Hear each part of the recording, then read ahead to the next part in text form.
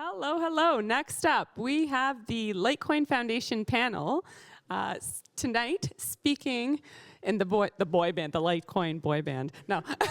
Tonight, speaking will be Kerry Washington, David Schwartz, Lo Shan, Charlie Lee, Alan Austin, and David Burkett. Let's put our hands together. Thanks. Well, thank you very much. My name is David Schwartz. I'm the Director for Strategic Partnerships for the Foundation, and I'll just introduce everybody as we go this way to the left, and from there we'll get into the talk. Next to me we have Charlie Lee, the creator of Litecoin, one of the board members. Lo Shan, one of our key developers for Litecoin, as well as David Burkett, who works on MWEB. For Litecoin, Alan Austin, the managing director for the foundation, and then Kerry Washington, who spearheads the Litewallet team. So the title of the talk is Proof of Human Rights, and that can be, at least in my mind, a little bit subjective in some ways, right? So what I'd like to do is just possibly get where you feel Litecoin is a contributor to well, maybe not necessarily the human race, but just globally in some general form, how you feel like it can be an advantageous thing for people to be utilizing, or how it helps within the monetary system as we see it today, and then go from there. And then we can feed into other topics from there. So if each of one of you could see how, or speak about how you see Litecoin helping the world in general, the way it is right now, I think that would be a good start. Charlie. Start. Well, I mean, like, money has been used to control the population throughout human history. So I think having a good sound money is really important, and Bitcoin and Litecoin plays a role in that sense. And I think, yeah, I think it's very important to have money where it's free. You can use it however you want without anyone being able to tell you whether or not you can spend your money. Okay. Yeah. So for a long time, humans have been using cash and coins, and there's been almost perfect privacy, and there's no programmability to the money, so you're not blocked from using your money for whatever reason. And when we've progressed to the digital age, we've actually seen like a regression. But I think Litecoin can be equal to the previous forms of money. Yeah, I think Litecoin in particular is close to what money's supposed to be. It's fast settlement. It's relatively stable value. Rather just shoot right up, but it's fairly stable value. It's an easy way to transfer value from one person to another, which is crucial aspect of money. Yeah, I mean, everything that's been said, I think censorship resistance is very important when it comes to money, the ability to control your own finances, and also have the ability to have some added confidentiality when you want to have that is very important to money, sound money. Yeah, I mean, for me and the Litewallet team, we look very closely at countries that have weak currencies, and they love Litecoin. It's like the perfect thing to transfer value. So it's clear, I see it every day. It's obviously the way to use currency, digitally. So I've heard a few different things. Charlie speaks on the idea of fungibility, which is obviously key when you're talking about money specifically. I've heard of something returning to the sort of like the precepts of what cash and other forms of payment were, also freedom of money, and then last but probably not least, for sure, would be access to Litecoin or forms of cryptocurrency like Litecoin by perhaps more underprivileged countries, or countries that have a harder time finding something stable for themselves to use. Not necessarily ranking any of those, but if we were to take one and then just build off of from there, if we took the term banking the unbanked, can be something that a lot of people try to use when they speak about cryptocurrency or Bitcoin in general. Do you see any problems with that term necessarily versus the actual reality of banking somebody who's unbanked? anybody can speak up on that. Yeah, I mean, again, if you talk about these underdeveloped countries where, most of those poor folks are using cash, right, or barter or something like that. And I think, unfortunately, a lot of people that came up with that term or use it in the, developed countries.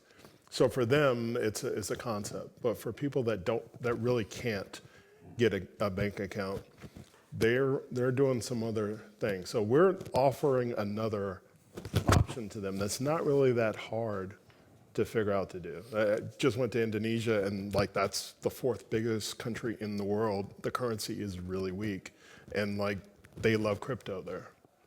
So they might as well use some Litecoin. It's just that simple. Anybody else on that? So if we were to take that concept, do you feel like it would be something, and anybody can answer this, but do you feel like it'd be something where it's running a parallel financial system to whatever the local state currency is, or is it something that you feel could actually overtake or supplant it and then be the majority currency that's used within a country? Or do you feel like it's something, as I said, maybe it just runs parallel and somebody's able to access and go back and forth between the two? I think choice is important, and then let people decide. I think a lot of it depends on the nation's currency and what's going on with that at the same time, and what Litecoin, say for example, could offer that's that much better, and in how it's in which ways it's better. I think it's very important, for people that need to be banked, banking the unbanked, that they can also spend and be able to buy goods and services, because that's very important for people's lives, livelihoods, and the ability to do that in an easy way and in an inexpensive way, and a seamless way is very important on a day-to-day basis. So I guess that's a hard question to answer if it'll ultimately replace or not, but I think it doesn't necessarily have to continue to gain adoption if it's a better solution. Yeah, I think they're large. I think that's kind of more of a larger scope type of a question, but if we were to maybe drill it down a little bit, just based off of knowing you guys here on the panel, many of us have either family or ourselves. We live in countries outside of the United States, right? And one of the biggest, ways of keeping contact with family or people that are close to us is through sending money, also, right? So remittances are a big deal globally. Do you feel like that's maybe a track of where a Litecoin or a Bitcoin or something similar can take a large market share of that and actually be of use to people who are trying to send money back and forth between countries? That's one of the key things about crypto, is that it's borderless, right? Being able to send money from one country to another country without any restrictions is kind of very critical. And something I found early on, if you try to even use your credit card in a different country, it may not be accepted, and it's just hard to transact in another country. If you travel to China, which I've done quite a few times, it's not easy to spend money that you have in the U.S. And with crypto, all you have to do is scan a QR code or something. You can just send crypto, and the fact that it's borderless is very powerful. True. Anybody else want to chime in on that at all, or? I actually need to send some money to the U.S., and we're at the ECB, and they don't have an ATM. It was frustrating, Yeah. but it's going to take me a week just to move $300 to the U.S. It's maddening, right? So I feel like the services that already have a foothold in that area, even if you talk about a PayPal or MoneyGram or any of those, they have added cryptocurrency as part of the selection for sending, which to me seems a bit ironic in the fact that it's... Well, they charge 20%. Right. Yeah, and a flat fee too. Right. One, you end up still having those same types of fees. Two, it's a third party that's involved, which, for all intents and purposes in the world we live in, you almost could migrate away from that fully if there was really the intent and the resources behind it to have it happen, right? But most likely you're still going to have those types of services around. But if you move from remittances, which is being able to help people on a daily a daily basis in their life, how can you then also sell those same people, or maybe not sell them, but at least advocate to them in some capacity how those remittances could also be used to store value and then have that value grow over time without having to necessarily put it in the hands of anybody else and keep it for themselves, or it's under their control during that time, pass it on to their family or somebody else? What would you use as maybe like a selling point for that, where then now not just using it to send it from perhaps the United States to Australia, but then also have that person in Australia take it, make it part of a quote unquote portfolio that they use for their own, generational wealth to pass on to others? What would you use perhaps maybe like as a selling point for that, other than what I just said? It keeps you connected to the global economy, I think. Just the fact that you've always got it available there to send. There's no even if there's local changes in the regulatory, landscape, if you've got those coins already, you've got that value stored, you always have a way then to participate in the global economy, even if things go south locally. So. Okay. Well, the key about cryptocurrency and Litecoin is that nobody can devalue your money by printing more of it, right? So unlike their local currency, it's good sound money. So just by that principle, people would want to keep their money in Litecoin versus their local currency, and only exchange it to their local currency if they need it. Right, so the rules are already in place and they're fixed, and it's not going to be changed from there. Do you feel like this is a race? Do you think this is a race to where there's only one legitimate cryptocurrency that can be utilized going forward? Or do you feel like when people say freedom of money, there's an actual option to have the money that you prefer to have? Or do you feel like it ends up being something where really they just sort of choose one to advocate for? And when I say they, I'm talking about obviously the powers that be that already pretty much facilitate what happens in the world. I think that. Go ahead. I think that there'll be multiple different cryptocurrencies that will be used by people, because certain people will prefer different things over other people. Some people, for example, it's important to them to have ease of use. For some other people, low fees is what they really need, because the country, the amount of money they make it would be too much to pay for fees, but if they were, for example, using ETH or Bitcoin. So there'll be multiple different cryptos with different technologies, different use cases. Yeah. Okay. Yeah, I mean, I think people will, as long as there's choice, people will always want choice. And if there is no choice, that means that sort of goes against the whole idea of decentralization, right? So if there's no choice, that means that something is being controlled to a point where there'll be a push to have other choice. So I think there'll always be options. I don't think that'll ever change.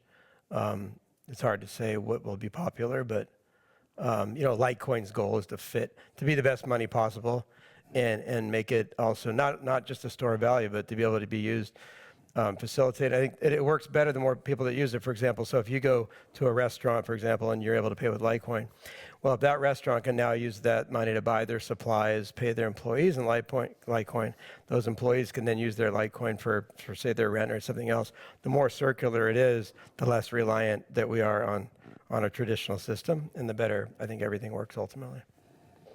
So in 2021, about a little over 3 years ago, the great experiment happened where El Salvador made Bitcoin legal tender in its country, or at least that's when he put in the bill for that, and then it was passed. Since then, they've had the Chiva wallet that was utilized by Salvadorans, where I think it was about $30 or so of Bitcoin was put into each of these wallets. The end result was most of them just pretty much drained it and then used it for their normal, day-to-day lifestyles. And then from there, obviously, you have a buildup where, not necessarily if it's Chiva wallet, but more Bitcoin usage on a daily basis than what was there in 2021. It also had some effects locally within other areas of the government. Crime is down. Obviously, that happens through other actions outside of Bitcoin, but you have people who attribute basically the cleaning up of the country to Bitcoin being added as legal tender. How do you see going forward on the human rights side of things, cryptocurrency playing a role in not necessarily eliminating, but at least mitigating some of the evils that happen within the world and fighting perhaps hyperinflation like countries like Nigeria and others that are experiencing that right now? It's funny, actually, you bring Nigeria because I think they're kind of the crucible of countries that are very dynamic in terms of like the e-naira and everything like that. We typically have around like 6th or 7th activity on Litewallet is Nigeria. There's a lot of folks all over the world from Nigeria, and they're really savvy about currency and business. I think if you look at that populace, you realize like they're not going to take any mess, right? They're going to figure out a way to do it, right? So as bad as the government is in Nigeria and trying to clamp everything down, people still figure out a way to do it. Maybe it's not the best optimum situation for them, but they're still using, I think activity is very high there. And most of it is remits to other countries. Mm-hmm. If we think about when Bitcoin came onto the scene and somewhat why, one of the reasons it got big, like the landscape in 2008 was such that like inflation had, money printing had led to these crazy house prices and this major crash, and the Austrian economic viewpoint was starting to gain a foothold amongst a small crowd throughout the world. But to see like Bitcoin, how it was so much better at like it would perfectly guarantee that there would not be this kind of printing, this corruption to like fund these special interests or just to print endless money for whatever purpose. Like it has guarantees built in that that it won't be inflated away. And I think just like any country that's seen any kind of massive inflation event can should be able to see the obvious benefits of this, of not having one controlling institution just manipulating the money at will. Yeah, that leads me to two other questions. One has more to do with simply users and how they either have access to or hold that crypto, right? And then the second question would be based more off of sovereign states and their decision to either maybe begin a treasury based off of crypto or not, or how they utilize it for their, potentially even some sort of defense of their country, right? So let's go back to the wallets, which is first. When we're talking about a Nigeria or some other country, perhaps that doesn't have all of the electronic capabilities that a United States or somebody else has, what are some of the different means, or how would you see them potentially holding it the majority? Like if they don't have the internet available always in the areas that they're living in, paper wallets, are they going to serve the same principle? Like would they end up having to perhaps print paper wallets that have X amount of crypto on them to begin with, and those are then used within a certain amount of time? How do you see that banking, the unbank, happening for people that aren't? I would say, well, I assume you're talking to me, but the funny thing is it's really fundamental. We spend a lot of time, when my teammates are here on customer support, and they spend a lot of time just reminding people to just store their seed, write it down somewhere. And that's still a huge problem. So it doesn't matter how strong your economy is, if you don't have a good process of saving stuff, putting it away. It doesn't matter, if you're, in America or in the middle of, Peru in some village. If you don't do that, no one can help you, right? And so I think education is so important. So we do a lot of our marketing is like, hey, this is important. We do it in other languages so that people realize like we don't control this. And if you have another wallet, you still need to manage, whether it be like a trust wallet or anything like that, you still have to write that stuff down. You still need to protect it. And that should be like table stakes. Hopefully we can do that where it's so common, but it's not there yet. I think a lot of this is education too. I mean, and just going back to like adoption, it really comes from like understanding and sometimes having to learn, hard lessons. I think going back to El Salvador, for example, like you said, a lot of people were utilizing these wallets just to get the free Bitcoin. If something's being pushed by, say, a government, I mean, is that good or bad? I mean, it depends on how much you trust your government, right? So I think some of these things have to come from understanding why something like a Litecoin or Bitcoin is important, not because it's being pushed on you by somebody else, to really naturally grow for the long term. So just kind of touching back on that. Maybe with the El Salvador thing, it's just, I think their direction is right, but it's still early on. And when you're pushing something kind of hard, it takes time for users to really understand why they're doing something. I think back to your original point, the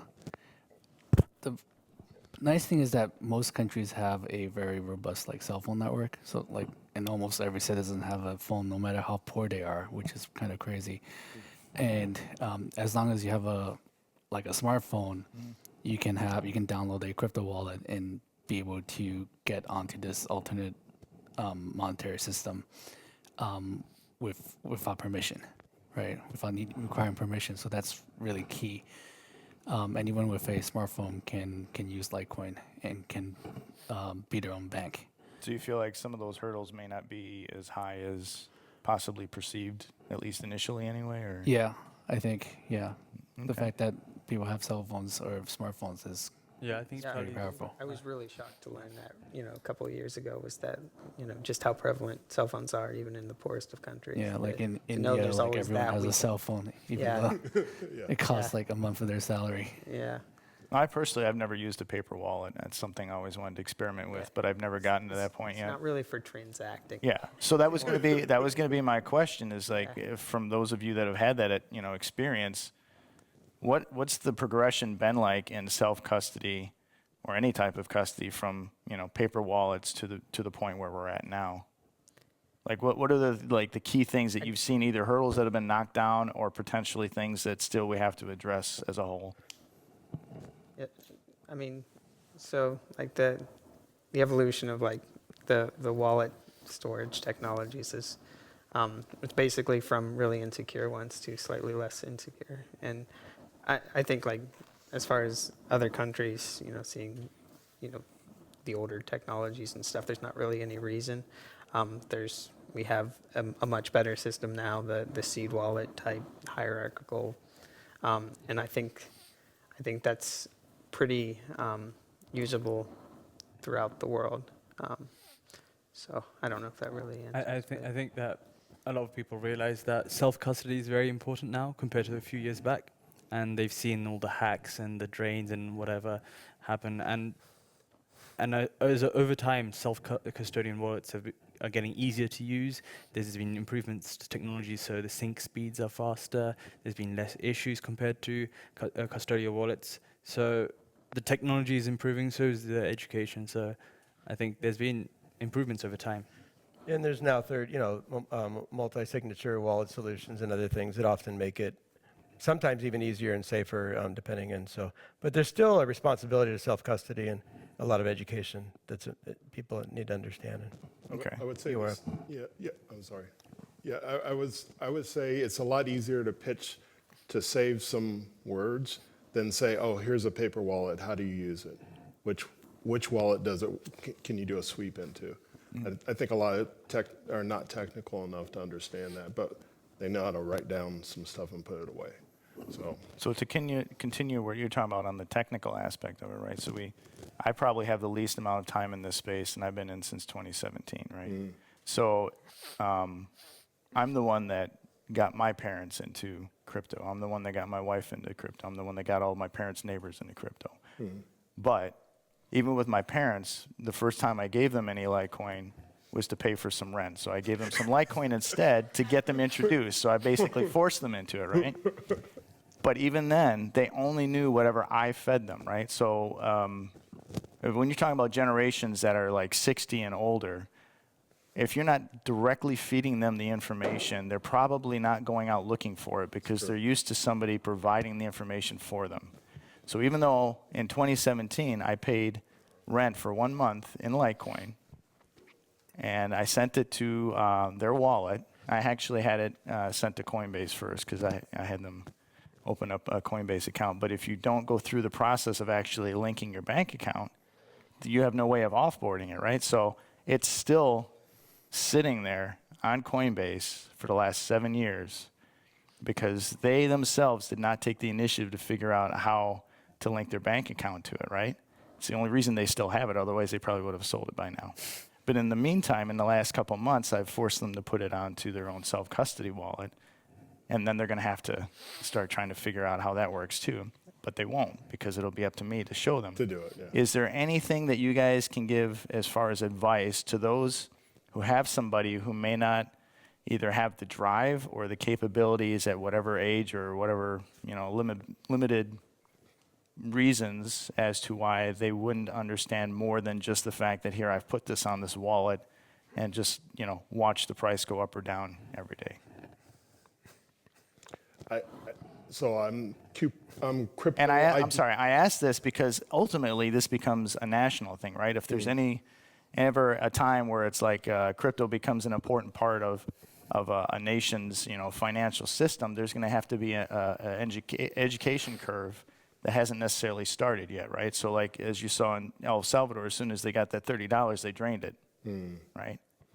So what would it take from a national standpoint in order to educate individuals on what this really means and how do you actually use it? And Yeah, I yell at my brother quite a bit about this. I mean, he's not technical at all, so I'm his crypto IT person, and I just tell him, like, just do it. You have access. Now go do something else, right? Because a lot of people like the excitement of trading, and he's one of those folks. And I say, no, you need to know what you're doing. So every few months we do some work together. I don't know how much it's sticking. It's really difficult. I don't know if there's a good answer for that, but you just gotta love your family. My father-in-law doesn't even have a smartphone or anything, and lots of grandparents that don't have anything. I think there's a lot of things that are just generational, and they just almost have to grow up with. Or if everyone around them has grown up with it, then we have gotten, my grandma has a smartphone, and we never thought that would happen. So it just when everybody around them uses it, has grown up with it, it's so ubiquitous that then they finally may adopt. But I think it's a challenge just to go and try to teach those who are a little more stubborn and stuck in their ways. Yeah, it's like every single old person uses Facebook now because everyone else uses Facebook. So Right. you just have to onboard a few, and or you can just, I guess, wait for the old ones to die off. Either or. Yeah. thank you. I'd like to open it up for questions. Oh, there's one. We answered all of them. No, let me gently push back on something regarding education curve, because that's something we've talked about in crypto since basically 2010. And back in 2010, that was kind of a good argument, and it was just very, very complicated to get started with it. I mean, okay, it was less because you could just download Bitcoin and still mine it, but starting in 2013, that was gone as well, and so it was complicated to obtain them. But the reason kind of products get adopted basically is that the education curve is so low that people can just very quickly do this, and that's obviously a big question is, which you kind of started on, is onboarding off-ramping, and that's kind of, I think, the biggest challenge, because we can make the wallets, etc., easy enough that there's no problem with people using them when they use them, because they look like any other apps that they use. But I think the education learning curve is something we need to minimize, but then we also need to have the ability to really on and offboard people quickly. Yeah, I would agree with that. I think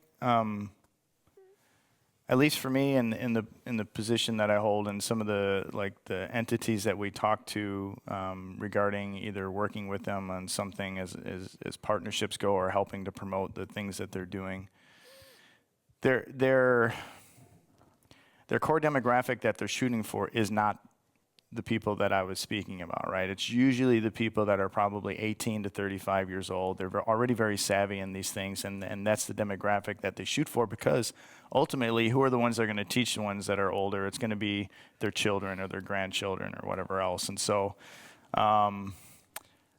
yeah, it's interesting. I think there's sort of like this cyclical thing that's happening, and we're sort of in the middle of it. There's a transition period where the young are now teaching the old again. And I wonder sometimes, with the frailty of a lot of elderly people in the positions that they're in, and they already get taken advantage of many times, how do we educate them so that they're not clicking on those emails that are obviously phishing bait? I mean, there's so many different aspects of that education curve that I don't think we're addressing necessarily right now. Not to mention even like AI deepfakes and voice fakes that are coming down absolutely. the It's to pipe. make everything even. Like you get those calls where it's like, this is your grandson, I'm stuck over here, and I need $1,500 for the whatever it is, and then next thing you know, they're wiring the money without. And it's not just older. I just had I was introduced to somebody through a friend that was unfortunately using a kind of pulled into a con exchange and sent a bunch of money, and he was scammed out of that. And and he was much younger than I was, and he's like, I don't want to ever deal with crypto again. If that's your first experience, it's a tough one. I have a question actually. So you mentioned, freedom of using whichever money, and we do have that. There's a number of different coins, and I'm much more familiar with the Bitcoin world. But what I'm curious about is where in the world you're seeing like a larger prevalence, for example, of Litecoin adoption. Like, is it regional? Oh, absolutely. I would say, and obviously they can fact check me, but I think the majority of it's being utilized within 3 main geographic areas. It's mostly the United States, which is the heaviest. You also have Asia and then Europe. Right. Is there a reason that you guys would infer potentially like why those patterns emerge? Bitcoin blocks get full, and they get really costly. You're talking about the right? specific areas, more so. Yeah, I mean, the fees can be, US dollar and Litecoin is not even the case. Nowhere near that. So I think we always do quite well every month in pay.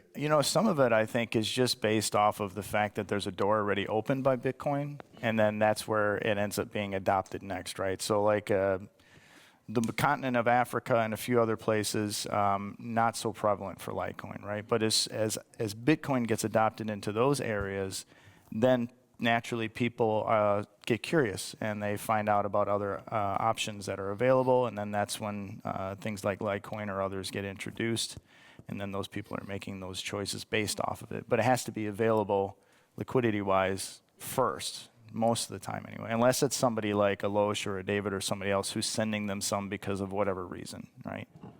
Thank you. Any other questions from the audience?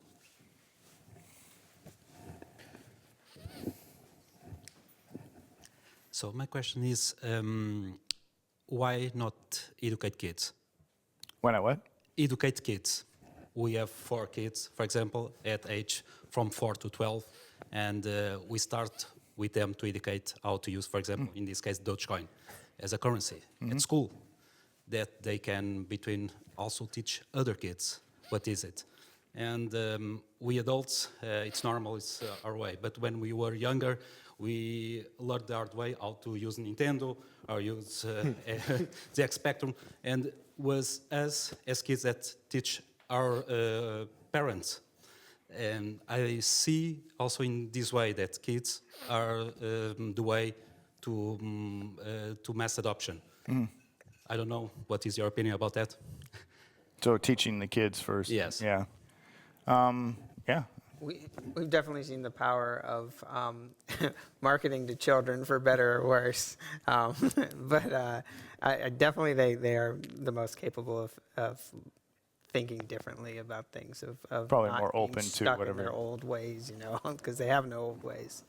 So yeah, they would certainly that would be a cool thing to do. I've read of many people who will have their children do their normal chores and then pay them in a crypto instead, right? And then that's how they get started on it.